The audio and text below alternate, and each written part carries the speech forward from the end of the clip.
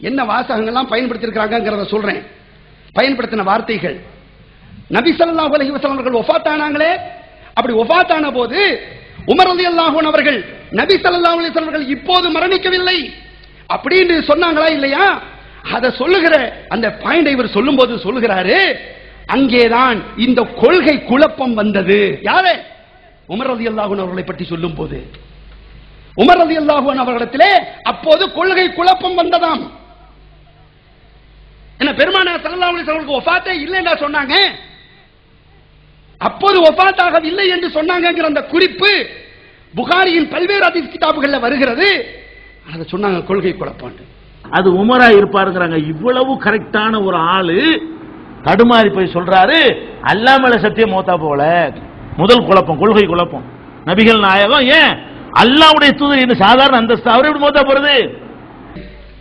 அதுக்கு அடுத்து நபி ஸல்லல்லாஹு அலைஹி வஸல்லம் வஃபாத் ஆயிட்டாங்க, யார் கலீஃபாவாக வர்றது அப்படிங்கிற பிரச்சனையில அன்சாரி சஹாபாக்கள் ஒன்று கூடி என்ன சொன்னாங்களா, நாம தான் ஆட்சிக்கு வரணும், நாம தான் ஆட்சிக்கு வரணும் அப்படின்னு சொன்னாங்களாம். சொல்றதை எப்படி இவர் சொல்றாரு தெரியுமா? ரசூலுல்லாஹ் இருக்கிற வரைக்கும் தொற்றாத நோய், இன உணர்வு இந்த அன்சாரி சஹாபிகளிடத்துல வந்தது. இவர் சொல்ற வாசகம், ரசூலுல்லாஹி ஸல்லல்லாஹு அலைஹி வஸல்லம் ஹயாத்தா இருக்கும்போது தொற்றாத நோய், அந்த இன உணர்வு இவர்களிடத்துல வந்தது. அதை சொல்றாரு. சீடியில பயான் பண்ணி விலைக்கு சொன்ன பிறகு மௌத்தா போனதை கன்ஃபார்ம் பண்ணிட்டாங்க. இப்ப என்ன நோய் பிடிக்குதுன்னு கேட்டா, ரசூல் ஸல்லல்லாஹு அலைஹி வஸல்லம் அவர்கள் இருக்கிற வரைக்கும் தொற்றாத நோய் இறந்த பிறகு வருது. எப்படி வருது? அந்த இனம் இதெல்லாம் சொல்றாரு. அதுலயே தான் சொல்றாரு, பாத்தீங்களா அண்ணன் எப்போ காலியாவாரு, திண்ணை எப்போ காலியாகும் அப்படின்னு இவங்க இருந்தாங்க. அன்சாரி சஹாபாக்களை பத்தி இவர் சொன்ன வாசகம் 20. ஒவ்வொருத்தருக்கும் ஓடுகிறது, ஆஹா இப்ப இடம் காலி. என்ன சொல்லுவாங்கல்ல, அண்ணன் எப்ப காலியாவும் திண்ணை எப்ப காலியாவும் சொல்லுவாங்கல்ல, அந்த மாதிரி காத்துக்கிட்டு இருந்த மாதிரி ரசூல் கூடிய வார்த்தை. அதுக்கு மட்டுமல்ல, அந்த அன்சாரி சஹாபாக்கள் பேசிக்கிட்டாங்களா யார பத்தி? இந்த முஹாஜிரிய சஹாபாக்களை பத்தி, மக்கத்து சஹாபாக்களை பத்தி பேசிக்கிட்டாங்களா. போனா போதும்னு சாப்பாடு கொடுத்தோம், போனா போதும்னு தங்குமிடம் கொடுத்தோம், ஆட்சியிலையும் பங்கு கொடுக்க முடியுமா அப்படின்னு அவங்க தங்களுக்குள் பேசிக்கொண்டாங்க. இது யாரு? அங்க இருந்து வெளியூர்ல இருந்து வந்த ஆளுக்க. போனா போதுன்னு சோத்த கொடுத்தோம், போனா போன்னு தங்கருக்கு அடைக்கலம் கொடுத்துருக்கிறோம், ஆட்சியும் கேட்டிருக்க பிளான் பண்றாங்க, விடக்கூடாது என்கிற மாதிரி பனு சாயிதாவுடைய இடத்துல போய் கூடி, சாது பின் உபாதாவுடைய தலைமையில கூடி அவங்க ஒரு பிளான் பண்றாங்க. யோசிச்சு பாருங்க. அதுக்கு பிறகு ரசூலுல்லாஹி ஸல்லல்லாஹு அலைஹி வஸல்லம் வஃபாத் ஆயிட்டாங்க. அபூபக்கர் சித்திக் ரலியல்லாஹு அன்ஹு வந்துட்டாங்க.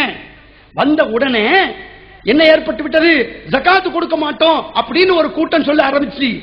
அவங்க யாரு தெரியுமா? உயிரை கொடுத்த, தியாகங்கள் செய்த சஹாபாக்கள் தான் அப்படி சொன்னாங்க. காசு விஷயம் எப்படி மாறிட்டாங்க பாத்தீங்களா? இவர் சொன்ன வாசகம் காசு விஷயம். யார பத்தி? சஹாபாக்களை பத்தி, அன்சாரிய சஹாபாக்களை பத்தி, முஹாஜிரிய சஹாபாக்களை பத்தி.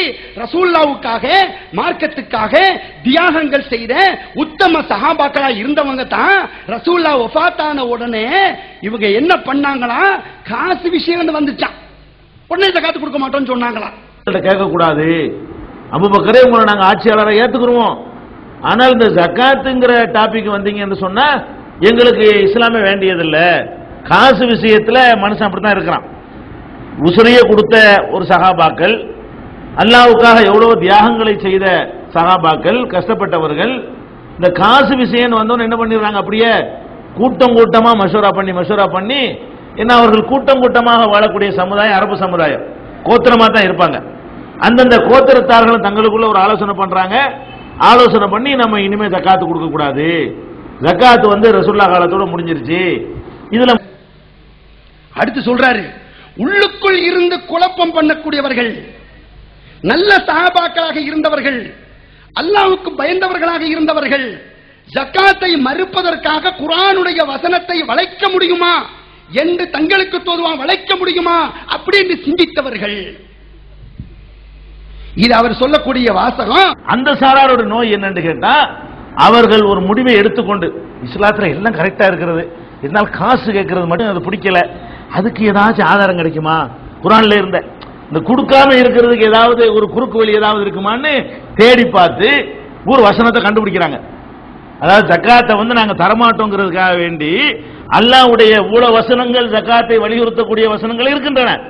அதெல்லாம் தனியா தூக்கி ஓரம் கட்டி வச்சுட்டு அவங்களுக்கு சாதகமா வளைக்கிறதுக்கு ஏதாவது தென்படுதான்னு பாக்குறாங்க. பார்த்தா அவங்களுக்கு சொல்றாரு அலி ரலியல்லாஹு அன்ஹு அவர்களை எடுப்பார் கைப்பிள்ளை அப்படின்னு சொல்றாரு. அலி வேற என்ன பண்ணிருக்கிறார், வேற அந்த அவங்கள ரொம்ப அவங்களுடைய எடுப்பார் கைப்பிள்ளை மாதிரி ஒரு கட்டத்தில் இருந்தார் சொல்றாரு. இஸ்லாத்தின் பெயரால் ஆயுதம் தூக்கும் குழப்பம் அப்படின்னு சொல்லும் போது அவர் சொல்றாரு ஜிஹாது வசனங்களை கூறி ஜிஹாதுக்கு அழைத்தார், உசுப்பேற்றினார் அலி அப்படின்னு மக்கள் மத்தியில இவரும் அலி ரலியல்லாஹு அன்ஹு உசுப்பேத்துகிறார். அதாவது ஜிஹாதை பற்றி வரக்கூடிய குர்ஆன் வசனங்களை எல்லாம் எடுத்து தன்னுடைய சகாக்களுக்கு சொல்லி அதே நிமிஷத்துல சொல்றார். உஸ்மான் ரலியல்லாஹு அன்ஹு அவர்களை கொன்ற சிலருக்கு அலி அடைக்கலம் கொடுத்தார் என்று மாட்டேன். ஏன்னு கேட்டா அவர் உஸ்மானை கொன்றவர்களை அவர்தான் அடைக்கலம் கொடுத்து வைத்திருக்கிறார். சீடியிலே அம்ர் இப்னு ஆஸ் ரலியல்லாஹு அன்ஹு அவர்களை கிரிமினல் என்று சொல்றார். அதுக்கு அடுத்து 14வது சீடியிலே எல்லா பிரச்சனைகளையும் இந்த அம்ர் இப்னு ஆஸ் கிரிமினலாக பார்த்தார். அவர் என்ன பண்ணார்னா நம்ம வழக்கமா அம்ர் இப்னு ஆஸ் இருக்கார்ல எல்லா பிரச்சனையும் கிரிமினலாவே பார்க்கக்கூடிய ஆளு. 8வது நிமிஷத்திலே ஹுசைன் ரலியல்லாஹு அன்ஹு அவர்களை பற்றி சொல்லும் போது அவருக்கு பதவி ஆசை வந்தது, பழைய கிறுக்கு பிடிச்சது, பைத்தியம் பிடிச்சது, இந்த வார்த்தையை சொல்றார். அந்த கிறுக்கு இப்பதான் மறுபடியும் வருது.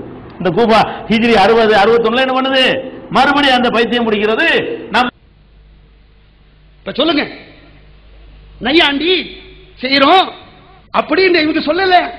நாங்களா நையாண்டி, நாங்களா சஹாபாக்கள் நையாண்டி பண்றோம், நையாண்டி இப்படி போடுறாங்களே அப்படின்னு அவருக்காக நீங்க பறிஞ்சு பேசுங்களே, உங்களை சொல்லல. உங்களையா சொல்றோம், நீங்களே இதை ஏத்துக்கிடுவீங்களா? நீங்க ஏத்துக்கிட மாட்டீங்களே. நீங்க இப்ப புரிஞ்சுக்கிட்டீங்கல்ல,